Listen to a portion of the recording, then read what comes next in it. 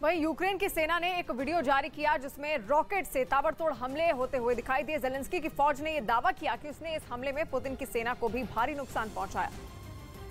और जो वीडियो उसकी तरफ से जारी किया गया उसमें रात के अंधेरे में दागे गए रॉकेट आग उगलते नजर आए। वहीं जैसे ही रॉकेट से हमले शुरू हुए उनकी तेज आवाज से पूरा इलाका थर्रा उठा। यूक्रेन की सेना ने दावा किया कि उसने मल्टीपल रॉकेट लॉन्चर से रूसी सेना पर कई हमले किए। यही नहीं, उसने इस हमले में पुतिन की फौज को तगड़ा नुकसान पहुंचाने का भी दावा किया। हालांकि ये हमले किस इलाके में किए गए इसकी जानकारी उसकी तरफ से नहीं दी गई।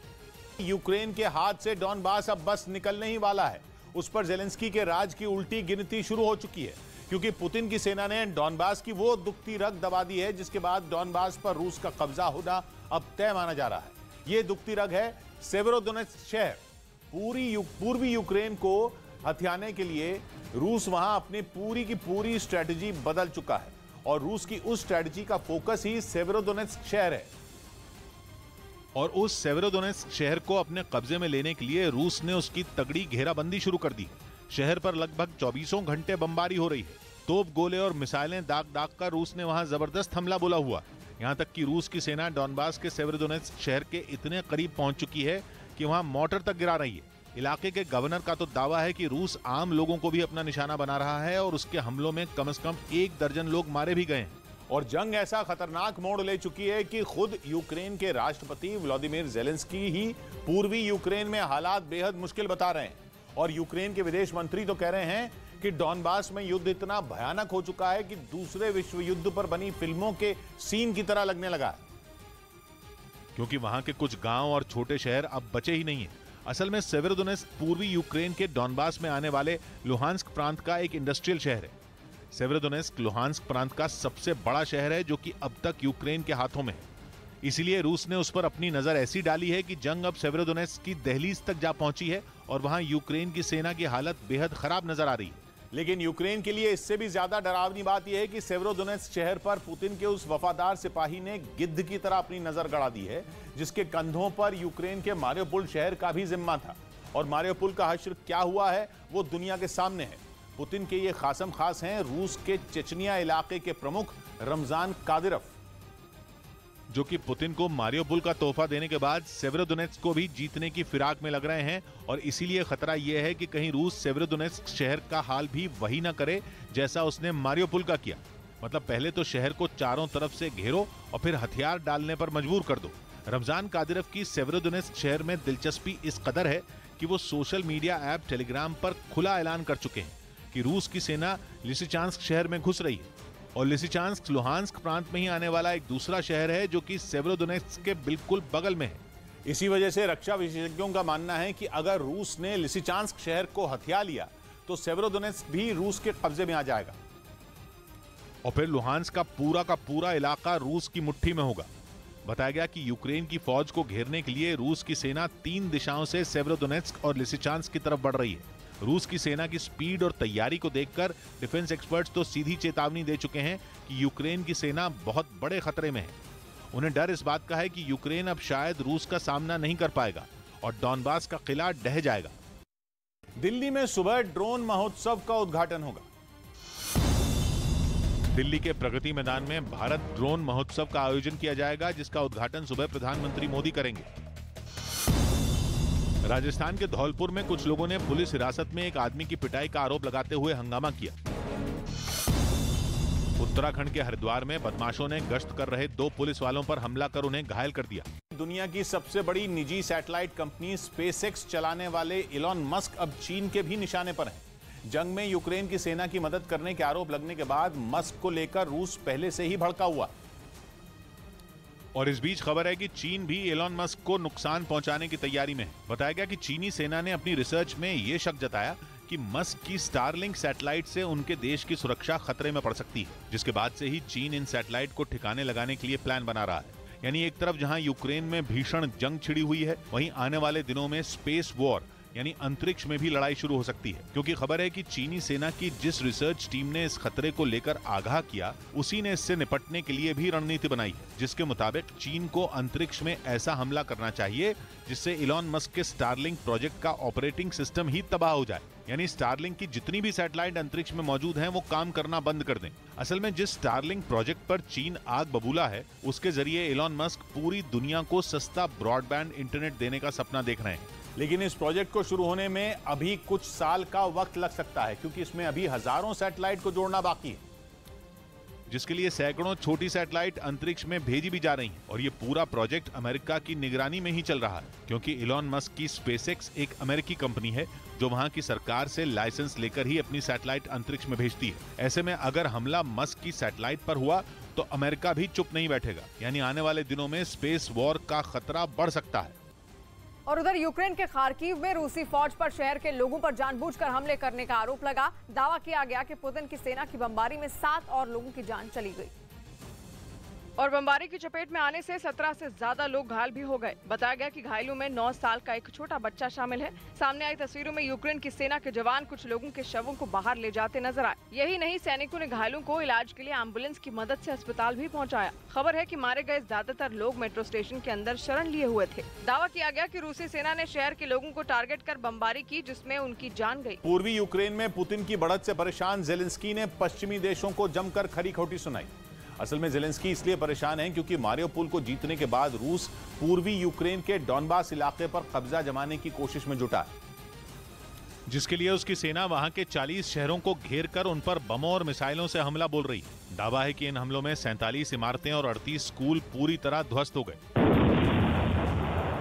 असल में डॉनबास पूर्वी यूक्रेन का बड़ा इलाका है, जिसमें लुहांस्क और डोनेस्क भी आते हैं, जिन्हें पुतिन यूक्रेन से छीन लेना चाहते हैं और इसीलिए वो एक रणनीति के तहत आगे बढ़ रहे हैं। इस बीच डोनेस्क के गवर्नर ने आरोप लगाया कि रूस ने रिहायशी इलाकों को निशाना बनाकर ताबड़तोड़ मिसाइलें दागी, जिनमें 400 से ज्यादा लोगों की मौत हो गई।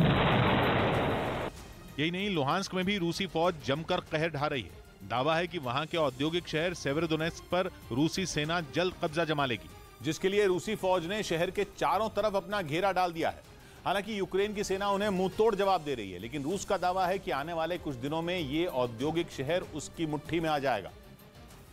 और अगर ऐसा हुआ तो ये जेलेंस्की के लिए बड़ा झटका होगा और पुतिन के लिए बड़ी जीत, क्योंकि इस जंग में पश्चिमी देश यूक्रेन के साथ खड़े हैं। रूस के सामने टिके रहने के लिए घातक और खतरनाक हथियारों की सप्लाई भी कर रहे हैं, लेकिन इसके बाद भी पुतिन का सैन्य अभियान थम नहीं रहा।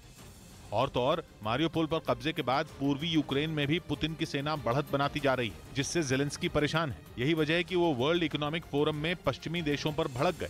जेलेंस्की का आरोप है कि यूक्रेन जंग पर पश्चिमी देशों का समर्थन बटा हुआ है, जिससे रूस की ताकत बढ़ती जा रही है।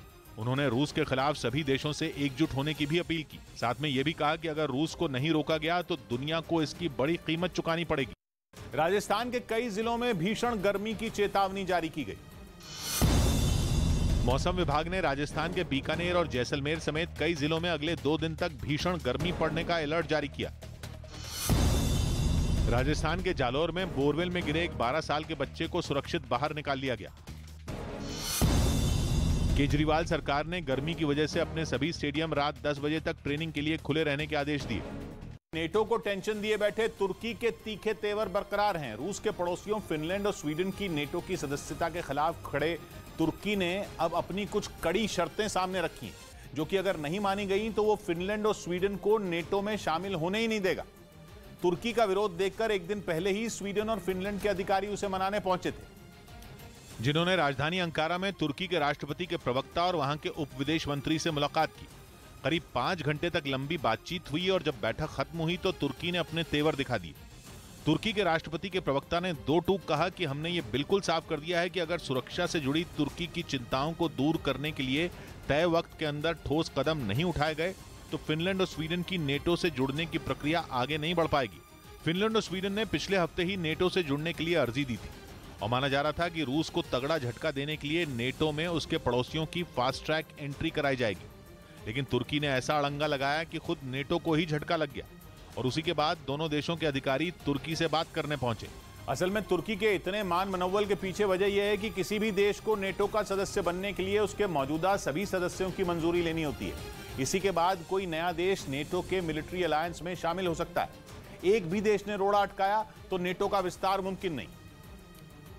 और तुर्की तो पहले दिन से ही स्वीडन और फिनलैंड के नेटो से जुड़ने के खिलाफ झंडा लेकर खड़ा है। उसकी फिनलैंड और स्वीडन से शिकायत यह है कि दोनों के दोनों देश पीकेके यानी कुर्दिस्तान वर्कर्स पार्टी का समर्थन करते हैं और उसके लोगों को अपने यहां पनाह देते हैं। पीकेके तुर्की के कुर्द लड़ाकों का एक संगठन है और तुर्की कुर्द लड़ाकों को आतंकवादी मानता है। वो तो क्या, अमेरिका, यूरोपियन यूनियन समेत और भी कई देशों ने पीकेके को आतंकी संगठन घोषित किया हुआ है। इतना ही नहीं, तुर्की का आरोप है कि फिनलैंड और स्वीडन कई बार गुजारिश करने के बावजूद कुर्द आतंकियों को उसके हवाले नहीं कर रहे। और फिर फिनलैंड और स्वीडन ऐसे देश हैं जिन्होंने तुर्की को हथियारों के एक्सपोर्ट पर प्रतिबंध भी लगाए हुए हैं। इन्हीं वजहों से तुर्की ने फिनलैंड और स्वीडन से अपनी दुश्मनी निकालने के लिए उनकी नेटो की सदस्यता के आगे रोड़ा अटका दिया। स्वीडन से तुर्की की नाराजगी ज्यादा है और वो उस पर कुर्द लड़ाकों को फंडिंग करने और हथियार तक मुहैया कराने का आरोप लगा चुका है। हालांकि स्वीडन और फिनलैंड तुर्की के आरोपों को नकारते रहे हैं, लेकिन तुर्की की शिकायतें कई हैं और इसलिए उसने दोनों देशों के आगे अपनी इन शिकायतों को दूर करने के लिए लंबी चौड़ी मांगे रख दी हैं। और तो और ये भी कह दिया है कि अब फिनलैंड और स्वीडन से फिर बातचीत तब होगी जब दोनों उसकी डिमांड का जवाब देंगे। और कारवार दौरे के दूसरे दिन आज रक्षा मंत्री राजनाथ सिंह ने कारवार नेवल बेस पर नौसेना के अधिकारियों और जवानों के साथ योग किया। राजनाथ सिंह कारवार के दौरे पर हैं और आज दौरे के दूसरे दिन वो भारतीय नौसेना की अंडर वाटर ऑपरेशनल की तैयारियों का जायजा लेंगे। रक्षा मंत्री राजनाथ सिंह आज का पूरा दिन पनडुब्बी में बिताएंगे। यूक्रेन के विद्रोहियों ने लुहांस्क के एक इलाके का वीडियो जारी किया जिसमें उसके लड़ाके एक इलाके में गोले बरसाते दिखाई दिए। उनकी तरफ से दावा किया गया कि इन बमों के जरिए यूक्रेन के सैनिकों को सरेंडर करने के लिए संदेश भेजे गए। और इसके लिए यूक्रेन के विद्रोहियों ने कई तस्वीरों और कागज पर लिखे संदेशों को एक कपड़े की पट्टी में लपेट दिया। इसके बाद उसे लोहे के एक खांचे में रखकर बम के भीतर डाल दिया गया। इसी तरह रूस के समर्थन में लड़ रहे यूक्रेन के विद्रोहियों ने संदेशों और तस्वीरों से भरे कई गोले तैयार कर लिए और इसके बाद उन गोलों को तोप में भरकर दाग दिया गया। बताया गया कि विद्रोहियों ने यूक्रेन के सैनिकों को सरेंडर करने के लिए संदेश से भरे जो गोले दागे वो इस तरह तैयार किए गए थे कि हवा में वो फट जाएं और उनके भीतर भरी तस्वीरें और संदेश उन इलाकों में दूर तक फैल जाएं जहां यूक्रेन के सैनिकों ने ठिकाना बनाया है। यूक्रेन के विद्रोहियों के मुताबिक उन्होंने यूक्रेन के सैनिकों को संदेश भेजा कि अगर उन्होंने सरेंडर नहीं किया तो फिर वो मारे जाएंगे। कांग्रेस नेता हरीश रावत ने उत्तराखंड में खराब सड़कों का मुद्दा उठाया। उत्तराखंड के पूर्व सीएम और कांग्रेस नेता हरीश रावत ने हल्द्वानी में खराब सड़कों की मरम्मत की मांग करते हुए धरना दिया। दिल्ली के पास हरियाणा के गुरुग्राम में एक कबाड़ के गोदाम में आग लग गई। पंजाब के खेल मंत्री गुरमीत सिंह ने टीम इंडिया में चुने गए अर्शदीप सिंह और उनके परिवार से मुलाकात की और भविष्य के लिए शुभकामनाएं देते हुए उनका हौसला बढ़ाया। अनाज संकट के दौरान तुर्की एक नई भूमिका में काम कर रहा है। तुर्की की कोशिश है कि रूस से बातचीत कर मामला सुलझाया जाए। बातचीत के दम पर वो यूक्रेन और रूस की सुलह करवाना चाहता है ताकि यूक्रेन के समुद्र तट पर फंसे अनाज के जहाजों को निकाला जा सके। खबर है कि तुर्की इस काम पर पिछले कुछ दिनों से लगा हुआ है।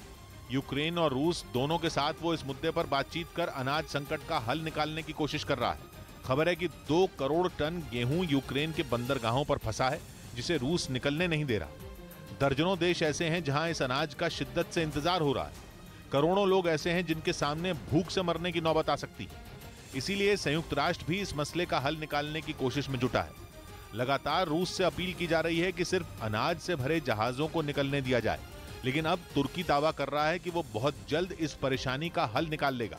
हालांकि 2 वजहों से यह काम तुर्की कर सकता है। इसमें पहला तो काला सागर में तुर्की की ताकत है और दूसरा रूस और यूक्रेन के साथ उसके रिश्ते हैं जो इतनी बड़ी जंग के बाद भी नहीं बिगड़े। काला सागर में रूस और यूक्रेन की ही नहीं बल्कि तुर्की की भी सीमा लगती है। काला सागर का एक बड़ा हिस्सा तुर्की के पास है जहां उसके 2 जंगी जहाज, 2 सबमरीन और छोटे आकार के दर्जनों जहाज हमेशा तैनात रहते हैं। ऊपर से काला सागर से जो भी जहाज एशिया या पश्चिमी यूरोप की तरफ जाता है उसे तुर्की की सीमा से होकर गुजरना पड़ता है। तुर्की की सीमा में बॉस्फोरस नाम का समुद्र एक बहुत संकरा हिस्सा है। ये तुर्की के ठीक बीच से गुजरता है जो तुर्की को 2 हिस्सों में बांटता है। ये दुनिया का सबसे संकरा ऐसा समुद्री रास्ता है जिसका इस्तेमाल अंतर्राष्ट्रीय व्यापार के लिए किया जाता है। मतलब ये कि काला सागर और अजोव सागर से होने वाला कोई भी कारोबार तुर्की की मर्जी के बिना मुमकिन नहीं है। इसलिए तुर्की के पास काला सागर में ताकत भी है, उसके रिश्ते भी रूस से ठीक ठाक हैं और उसके पास मोल भाव करने की हैसियत भी। लेकिन खबर यह है कि तुर्की के लिए भी यह काम आसान नहीं है, क्योंकि यूक्रेन के बंदरगाहों को रोकने के पीछे रूस का बहुत बड़ा प्लान सामने आया है। दावा यह है कि रूस काला सागर को एक बहुत बड़े दांव की तरह इस्तेमाल कर रहा है। केवल यूक्रेन को नहीं बल्कि तमाम पश्चिमी देशों को झुकाने के लिए उसने बहुत बड़ी योजना बनाई है। खबर है कि रूस खुद पर लगे आर्थिक प्रतिबंधों को हटवाना चाहता है।